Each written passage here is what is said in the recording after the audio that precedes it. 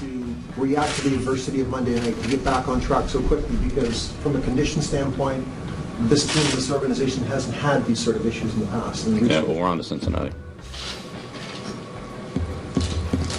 Bill, do you think, you mentioned Tom's age at the draft. We're on to Cincinnati. Do you think having a 37-year-old... We're on to Cincinnati. It's nothing about the past, nothing about the future. Right now, we're preparing for Cincinnati. Okay, do you feel like the talent you have here is good enough? We're getting ready for Cincinnati. What is your response, Bill? Well, I'm just asking, do you think you've done enough to help Tom? We are on to Cincinnati. Welcome to Monday Match Analysis. I'm Gill Gross. That was the one and only Bill Belichick. If you didn't get the reference, I hope you enjoyed it anyway, because we are indeed on to Cincinnati. But what a week last week was in Toronto. So much happened, and I didn't cover any of it during the week, so it's going to make for a packed show. That's all I can say. There's so much topics to get to. So many things transpired. As I said, we'll start with the thumbnail. Rafael Nadal prevailing in Toronto, and what a reaction this was. So emotional, and I gotta say, really one of my favorite parts of watching Rafa, his game aside. This really is one of the things that maybe what I like best about watching Rafa Nadal is seeing his positive jubilation after winning big points and big matches. To me, it's that really enhances the experience of watching Rafa Nadal, and I'm being completely serious there. So that was an awesome moment. Not that was really in the scope of his career, this major accomplishment. He did add to his record total of Masters 1000s titles, but still in the scope of his career, that is nothing too special for Rafa. But you would have thought, based on that reaction, basically you see how much it means to him, and I love that about Rafa. Let's get to today's show, today's menu, if you will. Nadal won Toronto, as we've seen, but he's pulled out of Cincy, and I do want to talk about that. Tsitsipas beat 4 consecutive top 10 players, in large part stealing the show, stealing the headlines in Toronto.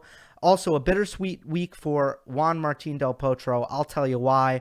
Quick Felix Auger Aliassime evaluation. He kind of introduced himself to the world in some manner here by playing in prime time under the lights, packed stadium in Toronto, and he beats a top 20 player in Luca Pouille. So I want to quickly talk about him. Shout out to the Russians. I'll leave it at that. Kyrgios bonds with Murray. They had a nice roller coaster ride. I'll actually get to that earlier in the show.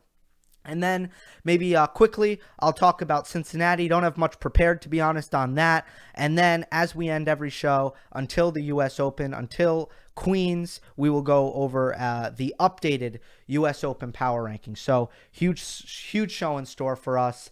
Rafa winning Toronto, beating Tsitsipas in the final. I did not expect a close match. I tweeted that before the match. You should follow me on Twitter. It's at Gillgross, Gill with 2 L's, as you know, obviously, _gross. Please follow me on Twitter. I try to give you guys some content on that platform as much as I can.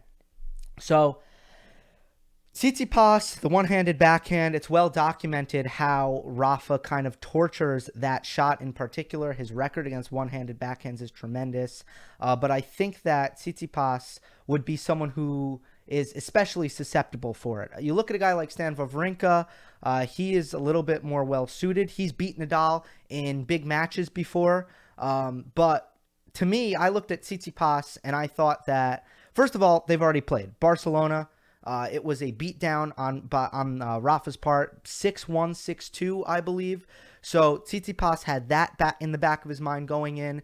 But his backhand in particular, I stand by this. No matter how enamored you are by the aesthetic elegance of his one-handed backhand, it is his weakest shot. It is the shot that will fail him.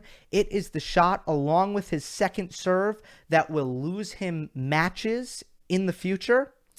And I just felt like Rafa would be able to exploit that, especially because of all the ways that you can get to Tsitsipas's backhand and draw short balls from it. I've noticed that hitting the ball with shape is the best way to do that. So you look at a guy like Djokovic, hits the ball very straight, not a lot of shape. That, to me, the ball's going to bounce waist level, and it's going to be a lot easier for Tsitsipas to get his feet in the right position and hit the ball waist level. A guy like Zverev, Sasha Zverev, when he plays Tsitsipas, noticeably likes to use a lot of shape on his forehand to Stefanos' backhand. And Rafa was, of course, going to do the same thing, and that he did. However, there was more at play here than tactics. Tsitsipas was exhausted. He only had to play 2 sets against Thiem in the first round, but he had to play 3 against Djokovic, 3 against Zverev, 3 against Anderson. He had the mental hurdle to overcome where because of how badly Nadal beat him last time they played, and Tsitsipas came out there flatter than he had been all tournament long. So Rafa was cruising. He hadn't lost a first serve point. He almost got through the whole match without losing a first serve point, which for a top 20 player in Tsitsipas, that would have been quite embarrassing. But at 5-4, Rafa serving for the match, it would have been a 6-2, 6-4 win. Rafa gets broken, plays a terrible game, doesn't force Stefanos to really do much, but then, of course, gives him a new energy, new life, and it becomes a competitive match for the final stretch, but Rafa wins the tiebreak, and that's all she wrote. So Nadal's tournament as a whole, he looked pretty good, but the one thing that I was kind of looking for out of Rafa was his serve going to be beefed up? Was his serve going to look bigger? And it didn't. Not only did his serve not look any bigger than it did at Wimbledon, but his first serve percentage at points were a problem all week. And to me, that was the number one thing to watch, because I thought that he played as well from the baseline at Wimbledon as a man can possibly play from the baseline. You can't play any better from the baseline than Rafa did at Wimbledon, and it still wasn't enough to beat Novak Djokovic. So what are you going to do at the U.S. Open if you need to play Novak again? To me, his easiest improvement there would be to beef up that serve a little bit, to work on that throughout the hard court season leading up to this tournament and beyond, and I didn't see that. Rafa, I don't think, played that well all week. He's just such a great player. He was able to win every match. Beat Cilic 6-4 in the third set. Rafa said that he didn't play great all week, and the news coming, I don't know if it was this morning or last night, the news is that he has pulled out of Cincinnati. He tweeted, I should have that tweet for you, I don't, I'm sorry, but he tweeted something along the lines of, that the only reason he's skipping Cincinnati is to make sure that he is as healthy as he is right now. He's saying, I am resting. And I have to say, I'm a little bit skeptical. And these are takes that I don't really like to... I don't like to do this because the journalist in me, which is my education and my roots is journalism, those roots tell me you got to go to the source, and whatever the source says, that's the truth. But the problem is here, I have previously conceived notions about Rafa that are not adding up here. Rafa was asked about Roger Federer skipping clay court season earlier, and this is what he said. He said, "These are tournaments that I can't imagine missing on purpose because they are tournaments that I love to play. I don't see myself missing Monte Carlo on purpose. I don't see myself missing Wimbledon on purpose, or the US Open or Australian or Rome. These kind of events, I don't see missing them." So Rafa is basically saying there, I'm not going to rest for big tournaments. And any Masters 1000s for a guy who occasionally plays 500 throughout the year, sprinkles a few of them in, Barcelona being one example, of course, because it's the closest tournament to Mallorca. To not play a 1000s event in Cincinnati seems to contradict that statement. Rafa doesn't believe in resting when healthy. Maybe his team pressured him into it, but I think it's not inconceivable, based on his level in Toronto, which, despite the fact that he won it, was not the highest level we've seen from Rafa all year. It's probably closer to some of the lowest level tennis we've seen from Rafa all year, which is a testament to how well he's played all year. It's possible he's feeling his knee a little bit. This is the nature of tendinitis, of patellar tendinitis. That's the injury that he has. It's the same injury that I deal with. It's a very receptive injury. It doesn't just all of a sudden, at least in most people's experiences, this is not an injury that all of a sudden you can't walk and then you can. You know, it's an injury that deals with pain tolerance, which Rafa has confirmed, and it's a pain tolerance that slowly builds. So I don't doubt, or I think that it's very possible that Rafa began to feel his knee, because it just doesn't align with his philosophy and his behavior that he would skip Cincinnati for rest. He's never done this in his career. If he makes a habit out of this, then maybe that's a different story. But I just want to throw it out there that when Federer skips tournaments, or let's say like basically my stock, I'm not going to say it goes down for Rafa because of this, but my suspicion has been raised. Whereas when Federer, for example, skips the clay court season, there is no suspicion to be raised. When Federer skips certain tournaments, there is no suspicion to be raised because this is consistent with his philosophy. All I want to say is that with Nadal, it's not quite consistent with his philosophy. We're going to move on now to Stefanos Tsitsipas. As I said, what a huge week. For the 14th time in 2018, he has a career-high ranking, now the world number 15. He began his career 0-8 before his first win last October, and 30 wins this year. Just turned 20 on Sunday. Didn't win the final for his birthday. But he's the youngest player to beat 4 top 10 opponents at a single event since 1990. Since the World Tour started in 1990. So it's never happened, essentially. That is, of course, thanks to ATP Media Info on Twitter. So I want to go through Tsitsipas match by match and kind of break down this run. Going off the top of my head, how I feel about this run. But first, I just want to make very, very clear what I find so special about Tsitsipas. To me, this is going to be a guy who is going to be very, very hard to break. I've noticed that a lot of Federer fans have gravitated towards him. And I think that this is one of the biggest similarities to Federer. I think that whereas a lot of, or I guess the other 3 top players, Murray, Djokovic, and Nadal, their strengths are more oriented towards their return games and their ability to break serve. I'm pretty confident that Tsitsipas in his career will be more oriented around holding serve. I think that when this guy is at his best, he's going to be one of the hardest players on tour to break. He's got a really good first serve. He's got a really weak second serve, which I think he'll fix. I just don't think it'll last, and I think his first serve will only get bigger. But what stands out to me when I watch Tsitsipas play is his first forehand, the way he sets his feet up for it, and how big he hits his first forehand inside the court, and the precision he hits it with.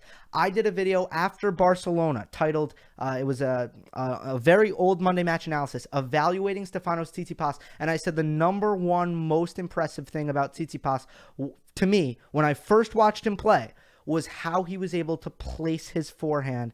Not only that, but it's also pretty big. It's not as big as Juan Martín del Potro's forehand, as Cliff Drysdale was trying to convince Brad Gilbert on the American broadcast, but it is pretty close. I want you to watch this serve forehand combination. And I think what you'll notice about this isn't that bad of a return by Kevin Anderson. This is the kind of return that would generally be pretty reliable to start the point off in, if not a neutral position, a slightly defensive position. But still, for Tsitsipas to take pedestrian returns and hit clean forehand winners off them, that to me is what is so impressive about him. In the first round, he drew Dominic Thiem. And I thought that had upset written all over it. Thiem had just played his home tournament in Vienna, Austria, and lost in the first round to Martin Klizan. But more than that, he had been playing on clay, 2 clay tournaments in a row after Wimbledon. What that tells me is that Thiem came to Toronto just to get used to the clay courts, which is a terrible formula.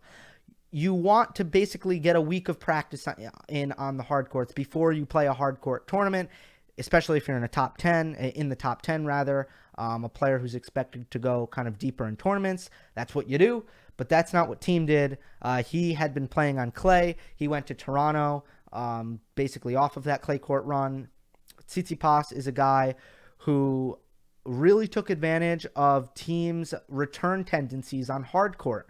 On clay, Thiem stands really far back and takes a big cut at the ball, but on hard court, it's not against a guy like Tsitsipas who can find brilliant angles on his forehand from the center of the court. That's what he's so good at. He's from the middle of the court and he finds angles, whether that be his inside-in forehand or just kind of centralized forehands from the middle of the court. He can pull it either way. It's hard to read. For Thiem to return so far back, Tsitsipas has more time to get a forehand, and then because he's so far back, the angles are even more accentuated. So I was not surprised that Tsitsipas was able to get through Thiem. Next, Novak Djokovic. That match was another match that you immediately got the feeling that Tsitsipas was the better player on this day. You had to just tip your cap. It was incredible. It was the best he had played in the tournament. And Novak wasn't bad, but he was flat and unspectacular, I would say.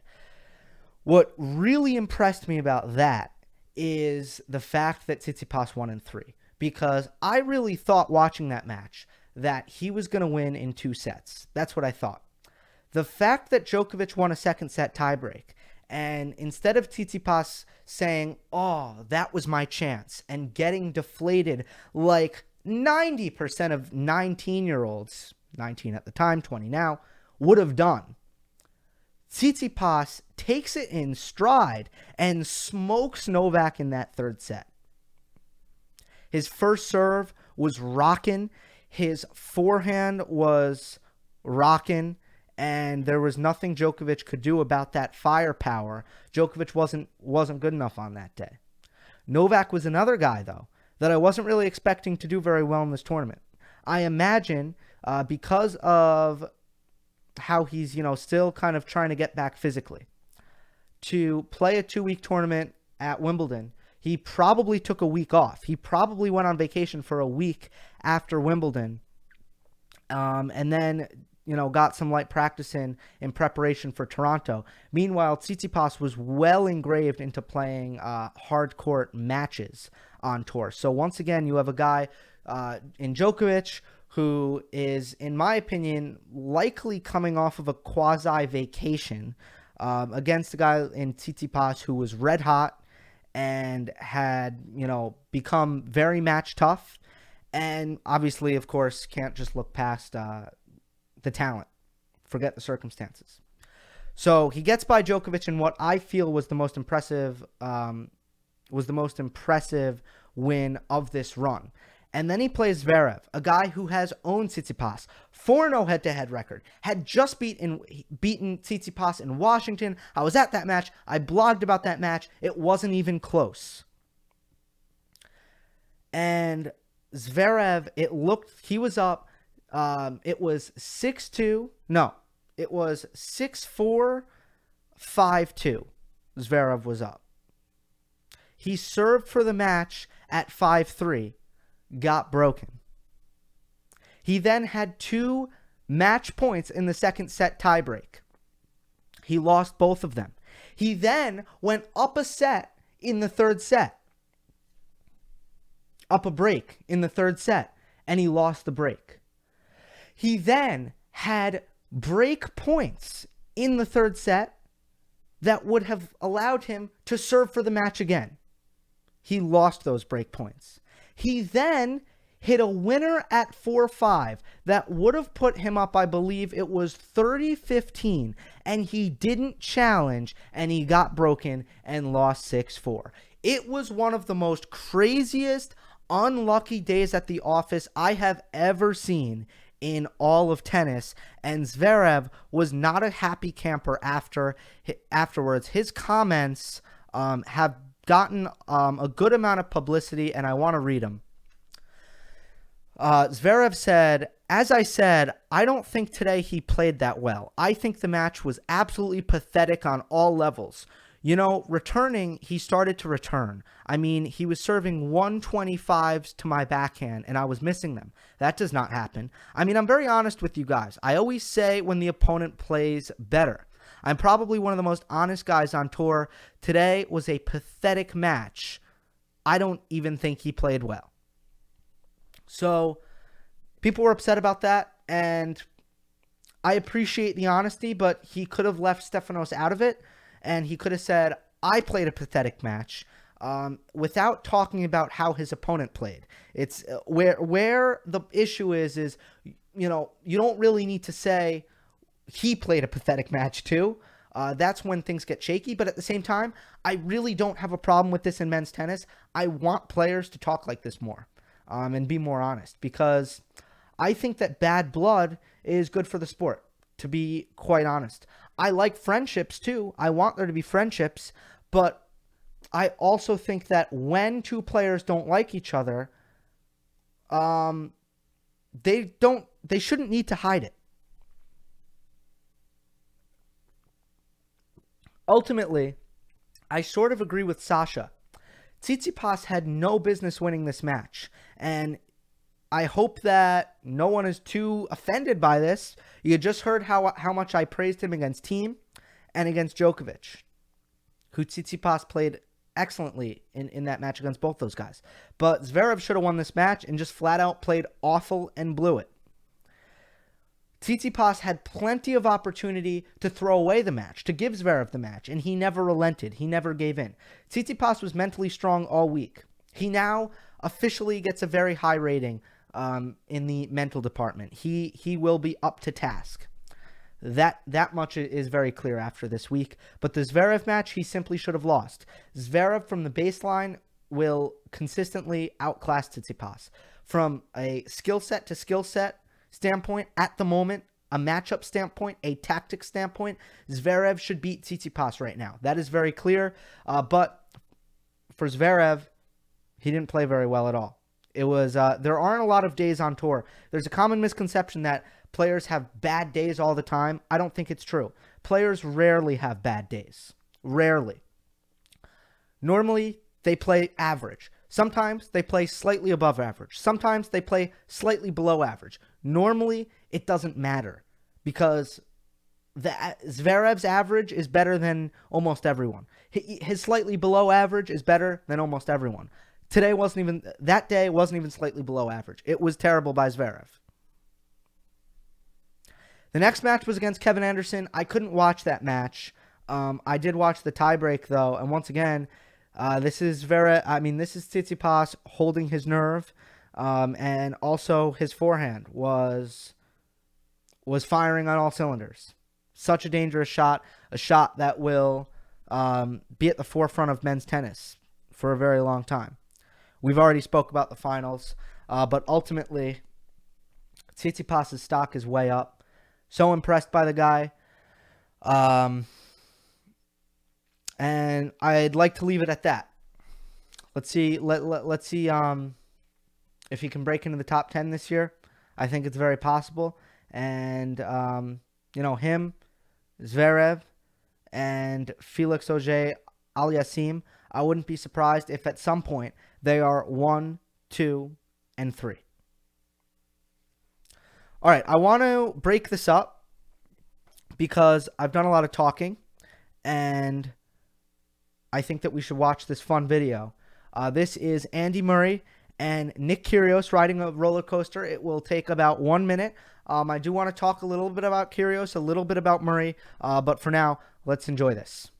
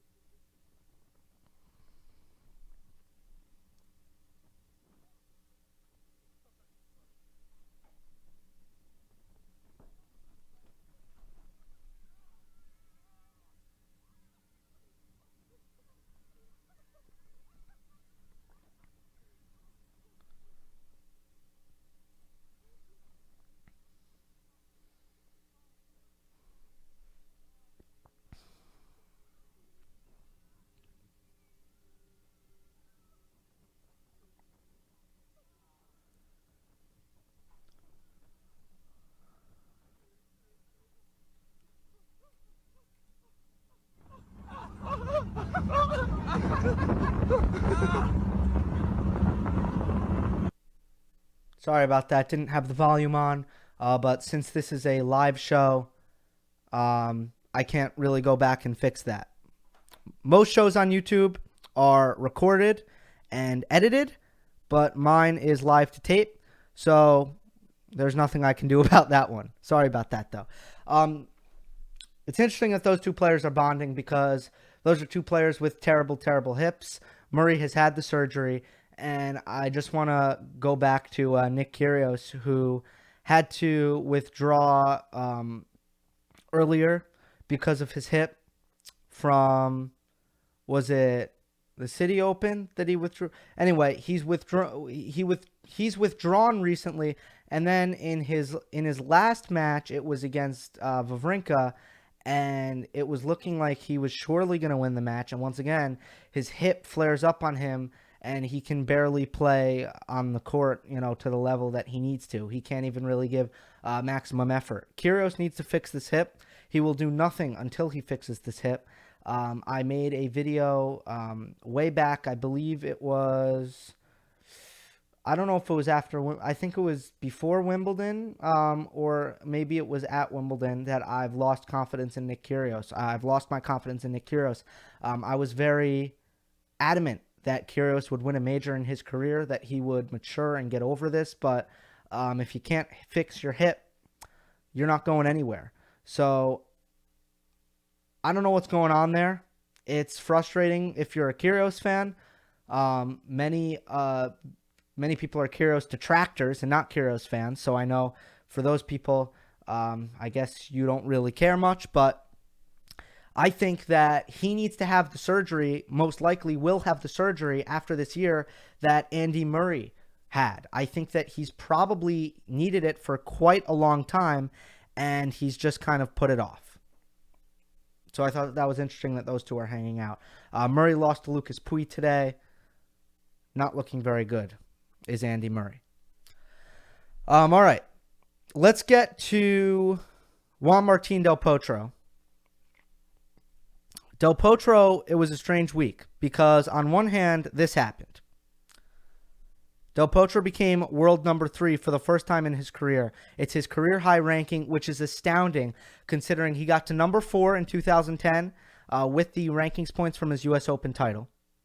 Then he got back to number 4 in 2014, winning holding 4 500s titles in 2013. And then he had his left wrist surgeries. Now, after having a really nice 2018, he is back, only better than ever, at number 3 in the world. That also had a lot to do with who dropped out here. Someone must have dropped in the rankings. Let me just quickly, because it wasn't really Del Potro gaining points. It was Zverev, because Zverev won Toronto last year. So he lost a lot of points there, and that's why Del Potro leapfrogged him. But on the other hand, he had to withdraw with, what do you know, a left wrist injury, or his left wrist bothering him. He needed to rest it prior to Toronto. Now, you'll remember on my US Open power rankings, I bumped down Juan Martín del Potro 1 spot. I bumped him down because in the Los Cabos final against Fabio Fognini, I didn't like how he looked, and I didn't really go into detail. But if I did go into detail, I would have told you that for some reason he was back to slicing his backhand, and I didn't understand why, and then all of a sudden, I did understand why. His left wrist was bothering him. The reason I had him number 2 on my US Open power rankings, where most people didn't have him that high at all, is not only because he's been so impressive this year, but also because he made the U.S. Open semifinals without being able to hit a topspin backhand. Barely able to hit a topspin backhand. So with his backhand back to a very serviceable level, I thought, this guy can win this tournament. This guy can win the U.S. Open. But now I'm very concerned. So bittersweet week for Del Potro. Let's see how he does here in Toronto. He's the number 1 guy who I'll be watching this week to see kind of where he's at. It'll be very, very interesting. So that's what's the deal with Del Potro. Cincinnati preview, I don't really have time to talk much about that. I expect Federer and Cilic, I'd say, in the final. I think that Federer, who does so well at this tournament, traditionally he's missed it 2 years in a row, but a healthy Roger Federer, I have a hunch that Federer is going to play the best tennis that he's played since the Australian Open in this tournament, and I think that he's going to win it. The other guy, Cincinnati's very, very fast, so I think Cilic has a really good shot.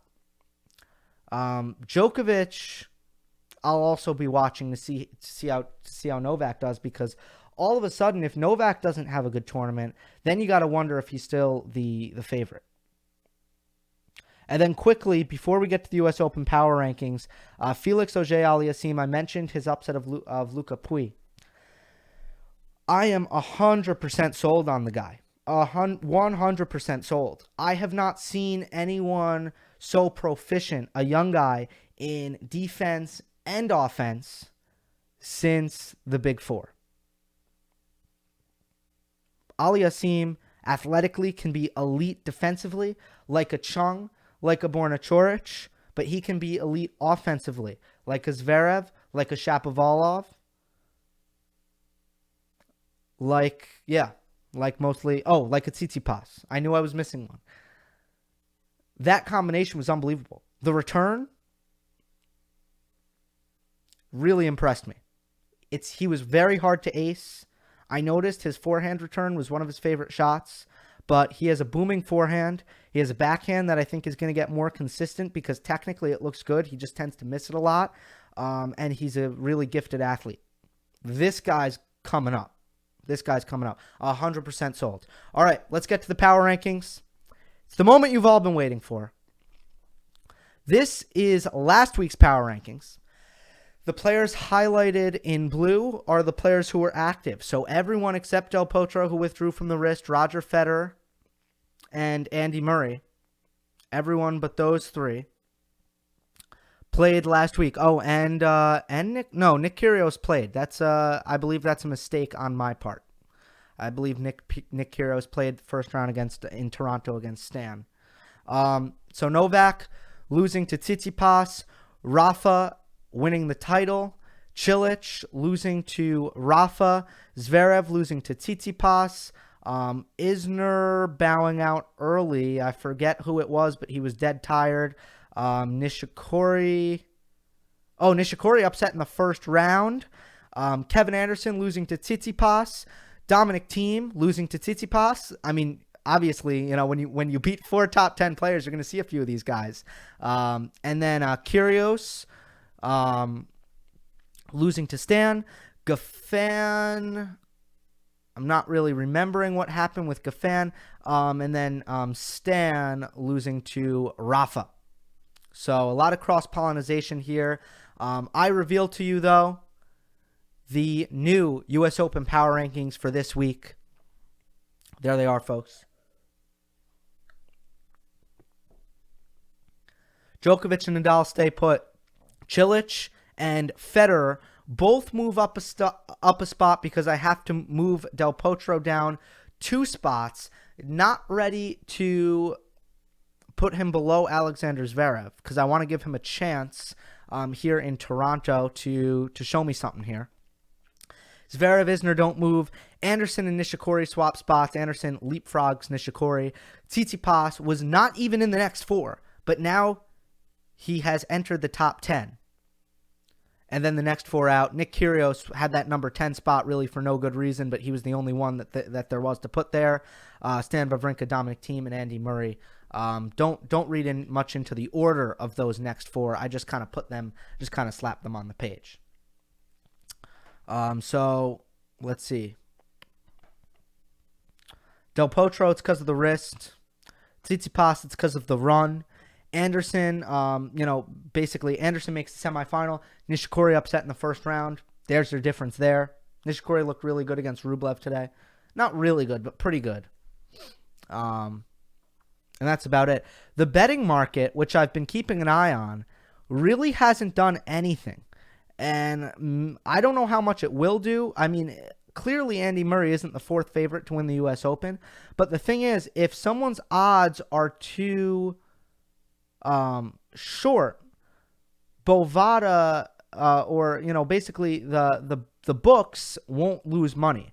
So Murray being fourth, which is absurd, they can't lose money on that. But let's say a guy like Djokovic was fifth, just for example, that's where they could lose money because people could throw a lot of money on Djokovic because his odds are basically too high. The value would be too high. So that's the deal there.